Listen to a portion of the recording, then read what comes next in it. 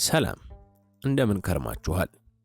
ዛሬ መጽሐፈ ምሳሌን ይዤላችሁ መጥቻለሁ። ከወደዳችሁት ለምትወዷቸው አጋሩት። ይህንንም ቻናል ሰብስክራይብ እያደረጋችሁ አብራችሁን ቆዩ። ወደ መጽሐፈ ምሳሌ ምዕራፍ 1 የእስራኤል ንጉሥ የዳዊት ልጅ የሶሎሞን ምሳሌዎች። ጥበብንና ተግሣጽን ለማወቅ የእውቀትንም ቃል ለማስተዋል የጥበብን ትምህርት ጽድቅንና ፍርድን ቅንነትንም ለመቀበል ብልሃትን ለአላዋቂዎች ይሰጥ ዘንድ ለጎበዛዝትም እውቀትንና ጥንቃቄን ጠቢብ እነዚህን ከመስማት ጥበብን ይጨምራል። አስተዋይም መልካም ምክርን ገንዘቡ ያደርጋል። ምሳሌንና ትርጓሜን የጠቢባንን ቃልና የተሸሸገውን ነገር ለማስተዋል። የጥበብ መጀመሪያ እግዚአብሔርን መፍራት ነው። ሰነፎች ግን ጥበብንና ተግሣጽን ይነቃሉ። ልጄ ሆይ የአባትህን ምክር ስማ፣ የእናትህንም ሕግ አትተው። ለራስህ የሞገስ ዘውድ ለአንገትህም ድሪ ይሆንልሃልና። ልጄ ሆይ ኃጢአተኞች ቢያባብሉህ እሺ አትበል። ደም ለማፍሰስ ከእኛ ጋር እናድባ፣ ለንጹሕም ያለ ምክንያት ወጥመድ እንሸምቅበት ቢሉ በሕይወታቸው ሳሉ እንደ ሲኦል ሆነን እንዋጣቸው፣ በሙሉም ወደ ጉድጓድ እንደሚወድቁ ይሁኑ። መልካሙን ሀብት ሁሉ እናገኛለን፣ ከምርኮም ቤታችንን እንሞላለን። ዕጣህን ከእኛ ጋር ጣል፣ ለሁላችንም አንድ ከረጢት ይሁን ቢሉ፣ ልጄ ሆይ ከእነርሱ ጋር በመንገድ አትሂድ፣ ከጎዳናቸውም እግርህን ፈቀቅ አድርግ። እግሮቻቸው ወደ ክፋት ይሮጣሉና ደም ለማፍሰስም ይፈጥናሉና። መርበብ በወፎች ዓይን ፊት በከንቱ ትተከላለችና እነርሱም በደማቸው ላይ ያደባሉ፣ በነፍሳቸውም ላይ ይሸምቃሉ። እንዲሁ ይህን መንገድ ትርፍን ለማግኘት የሚሳሳ ሁሉ ነው። የባለቤቱን ነፍስ ይነጥቃል። ጥበብ በጎዳና ትጮኻለች፣ በአደባባይ ድምጿን ከፍ ታደርጋለች። በአደባባይ ትጣራለች፣ በከተማይቱ መግቢያ በር ቃልን ትናገራለች። ትናንት አላዋቂዎች እስከ መቼ አላዋቂነት ትወዳላችሁ? ፌዘኞችም ፌዝን ይፈቅዳሉ፣ ሰነፎችም ዕውቀትን ይጠላሉ። ወደ ዘለፋዬ ተመለሱ። እነሆ መንፈሴን አፈስላችኋለሁ፣ ቃሌን አስተምራችኋለሁ። በጠራው ጊዜ እምቢ ስላላችሁ፣ እጄን በዘረጋው ጊዜ ማንም ስላላስተዋለ፣ ምክሬን ሁሉ ግን ቸል ስላላችሁ፣ ዘለፋዬንም ስላልፈቀዳችሁ፣ እኔም ስለዚህ በጥፋታችሁ እስቃለሁ። ጥፋታችሁም በመጣ ጊዜ አላግጥባችኋለሁ።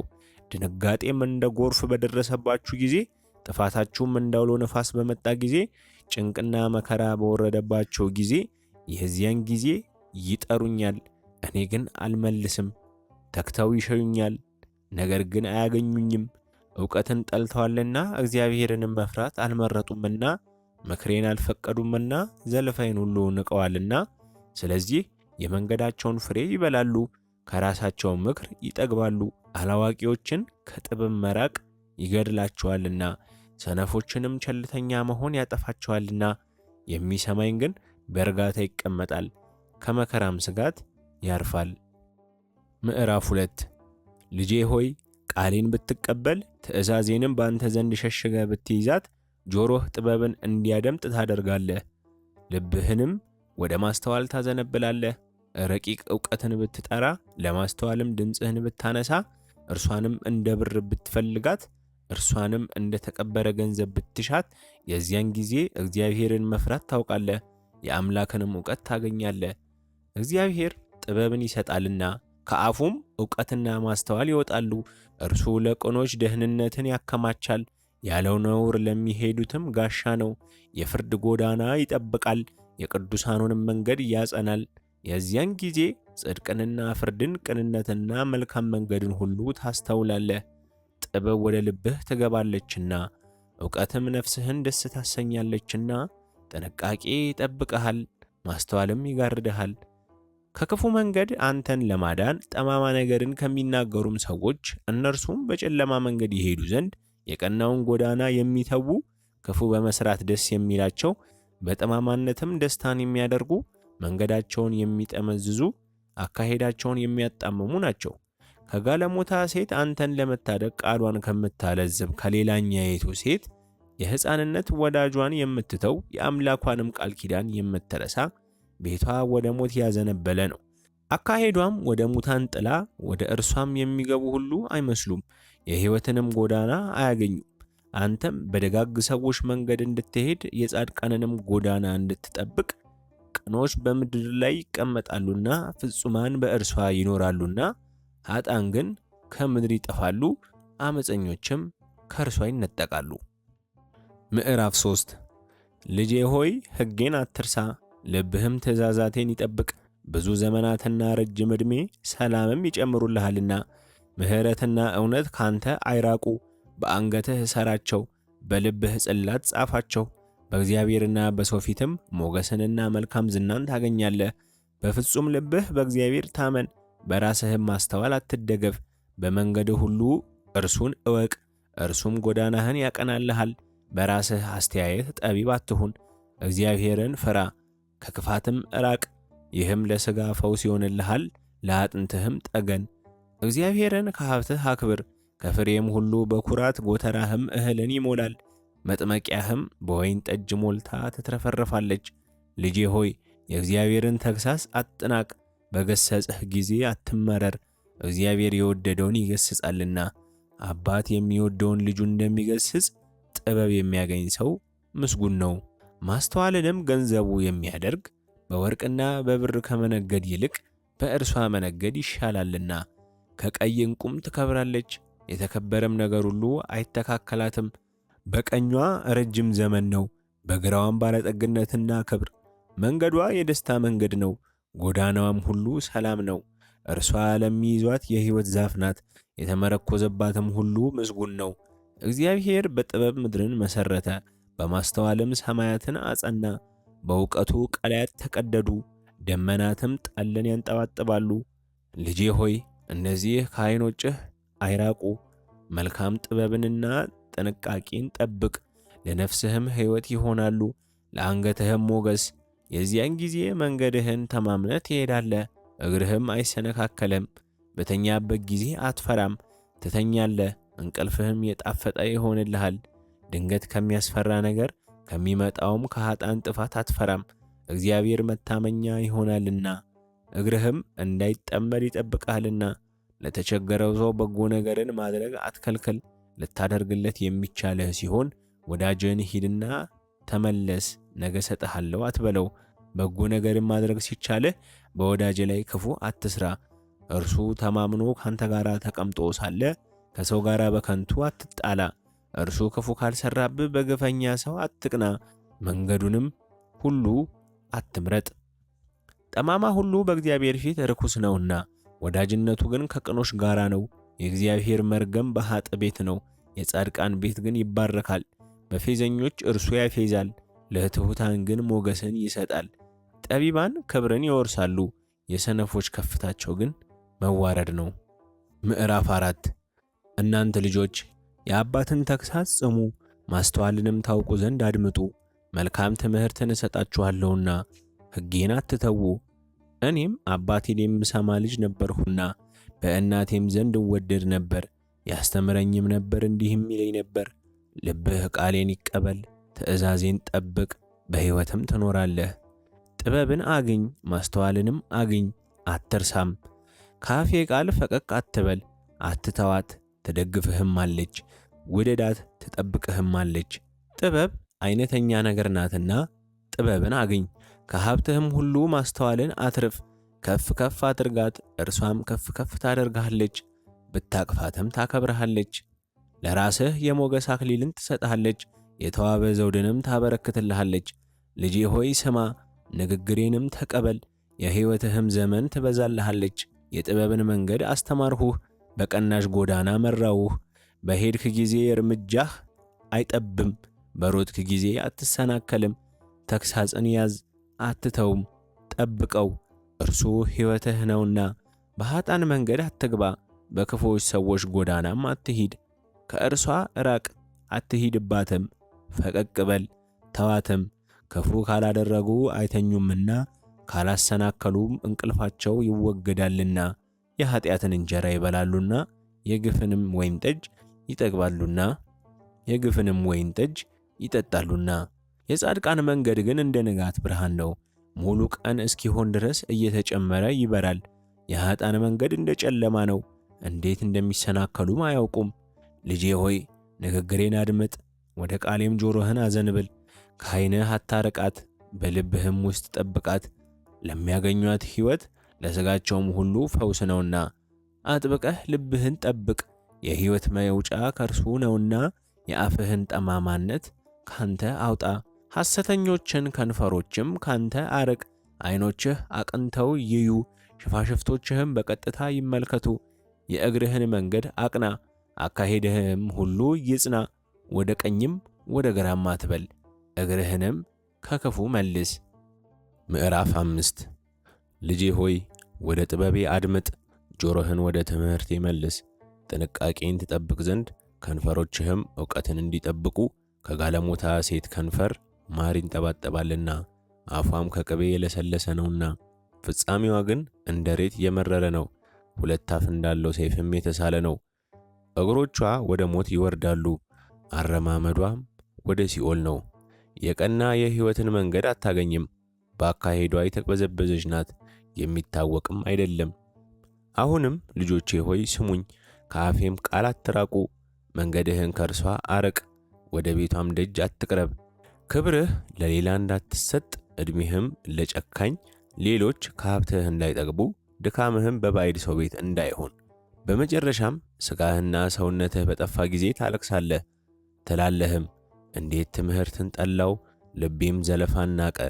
የአስተማሪዎቼንም ቃል አልሰማሁም፣ ጆሮቼን ወደ አስተማሪዎቼ ያላዘነበልሁም። በማኅበርና በጉባኤ መካከል ወደ ክፉ ሁሉ ለመድረስ ጥቂት ቀረኝ። ከጉድጓድህ ውሃ ከምንጭህም የሚፈልቀውን ውሃ ጠጣ። ምንጮችህ ወደ ሜዳ ወንዞችህም ወደ አደባባይ ይፈሳሉን? ለአንተ ብቻ ይሁኑ፣ ካንተ ጋር ላሉ እንግዶችም አይሁኑ። ምንጭህ ብሩክ ይሁን፣ ከጉብዝናህ ሚስት ጋር ደስ ይበልህ። እንደ ተወደደች ዋላ እንደ ተዋበችም ሚዳቋ ጡቷ ሁልጊዜ ታርካ፣ በፍቅሯ ሁልጊዜ ጥገብ። ልጄ ሆይ ስለምን ጋለሞታ ሴት ትወዳለህ? የሌላይቱንስ ብብት ለምን ታቅፋለህ? የሰው መንገድ በእግዚአብሔር ፊት ነውና አካሄዱንም ሁሉ እርሱ ይመለከታልና። ኃጥአንን ኃጢአቱ ታጠምዷለች፣ በኃጢአቱም ገመድ ይታሰራል። አልተቀጣምና እርሱ ይሞታል፣ በስንፍናውም ብዛት ይስታል።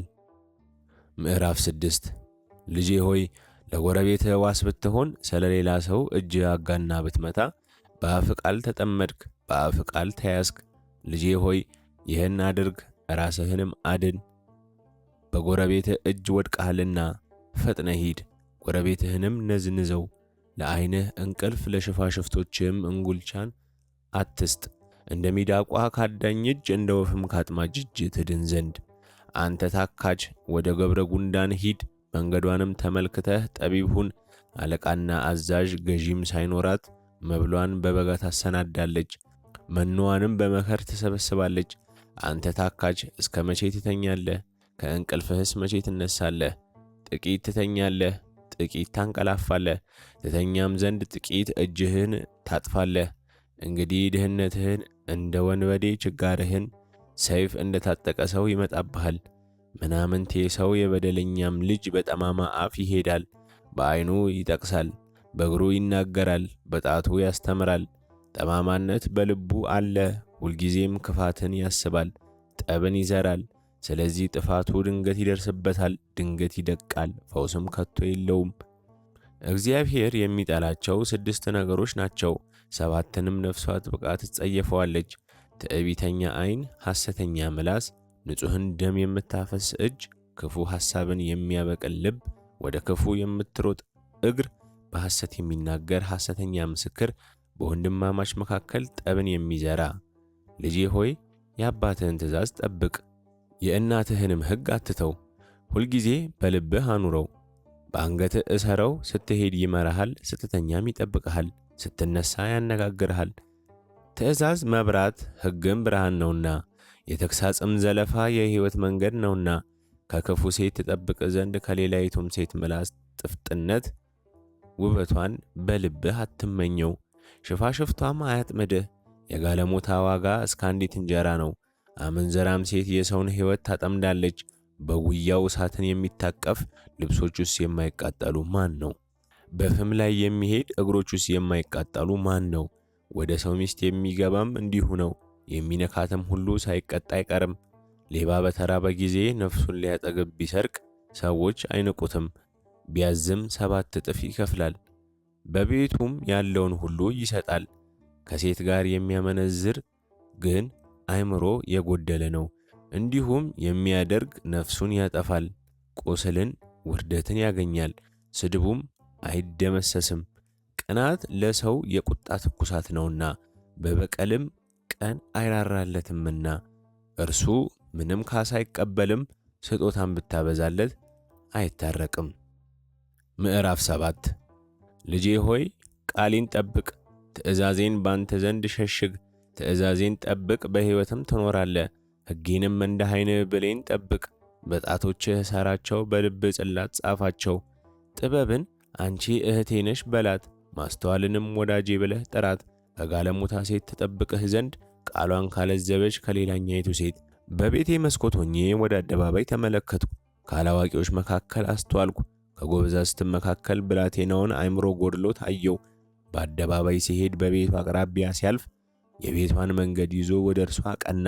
ማታ ሲመሽ ውድቅትም ሲሆን በሌሊትም በጽኑ ጨለማ እነሆ ሴት ተገናኘችው። የጋለሞታ ልብስ የለበሰች ነፍሳትን ለማጥመድ የተዘጋጀች ሁከተኛና አባያ ናት። እግሮቿም በቤቷ አይቀመጡም።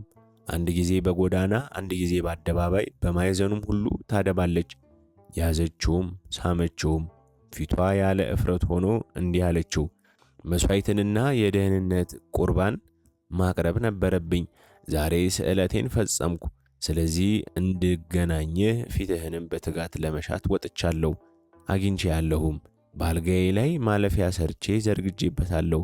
የግብፅንም ሽማግሌ ለሐፍ በመኝታዬ ከርቤንና አልሙን ቀረፋም ረጭቼበታለሁ።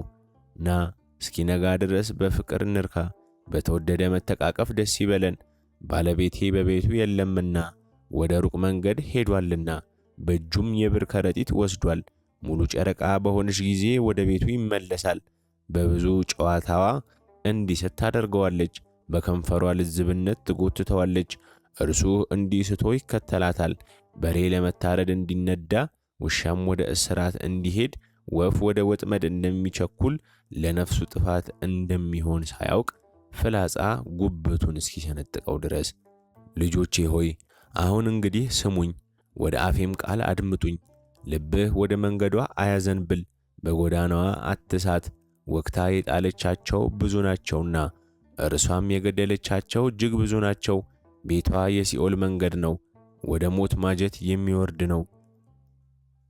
ምዕራፍ 8 በውኑ ጥበብ አትጮህምን? ማስተዋልስ ድምጿን አትሰጥምን? በኮረብታ ላይ በመንገድ አጠገብ በጎዳና መካከል ትቆማለች። በበሩ አጠገብ በከተማይቱ መግቢያ በደጁ መግቢያ ትጮኻለች። እናንተ ሰዎች እናንተን እጠራለሁ፣ ድምፄም ወደ ሰዎች ልጆች ነው። እናንተ አላዋቂዎች ብልሃትን አስተውሉ፣ እናንተም ሰነፎች ጥበብን በልባችሁ ያዙ። የከበረች ነገርን እናገራለሁና ስሙ፣ ከንፈሮቼም ቅን ነገርን ለመናገር ይከፈታሉ። አፌ እውነትን ይናገራል፣ ከንፈሮቼም ክፋትን ይጸየፋሉ። የአፌ ቃላት ሁሉ ጽድቅ ናቸው፣ ጠማማ ዘወርዋራም አይደሉም። እነርሱም በሚያስተውሉ ዘንድ የቀኑ ናቸው፣ ዕውቀትንም ካገኟቸው ሰዎች ጋር የተስማሙ ናቸው።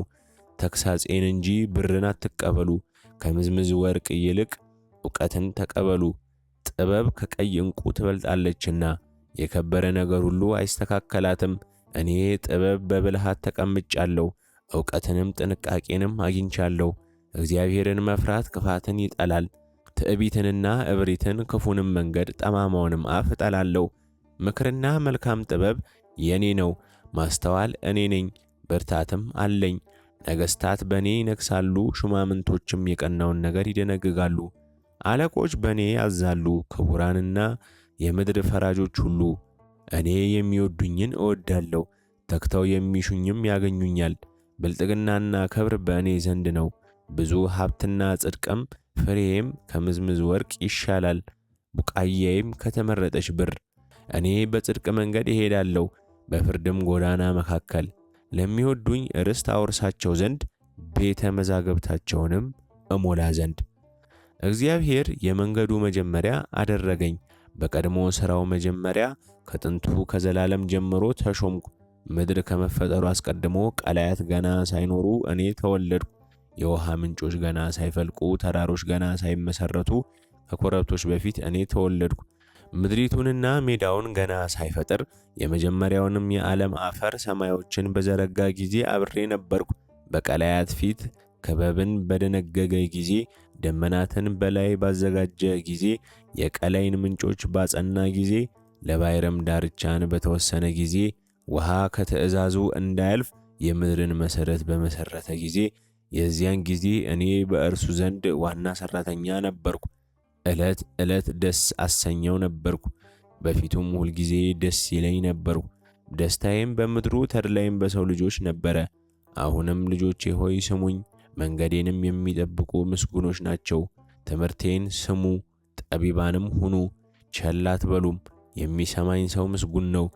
ዕለት ዕለት በቤቴ መግቢያ የሚተጋ የደጄንም መድረክ የሚጠብቅ እኔን ያገኘ ሕይወትን ያገኛልና ከእግዚአብሔርም ሞገስን ያገኛልና። እኔን ያጣ ግን ራሱን ይጎዳል። የሚጠሉኝ ሁሉ ሞትን ይወዳሉ።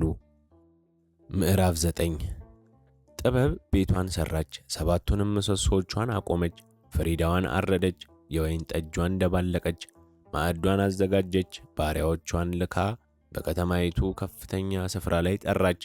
አላዋቂ የሆነ ወደዚህ ፈቀቅ ይበል፣ አእምሮ የጎደላቸውንም እንዲህ አለች፣ ኑ እንጀራዬን ብሉ፣ የደባለኩትንም የወይን ጠጅ ጠጡ። አላዋቂነትን ትታችሁ በሕይወት ኑሩ፣ በማስተዋልም መንገድ ሂዱ።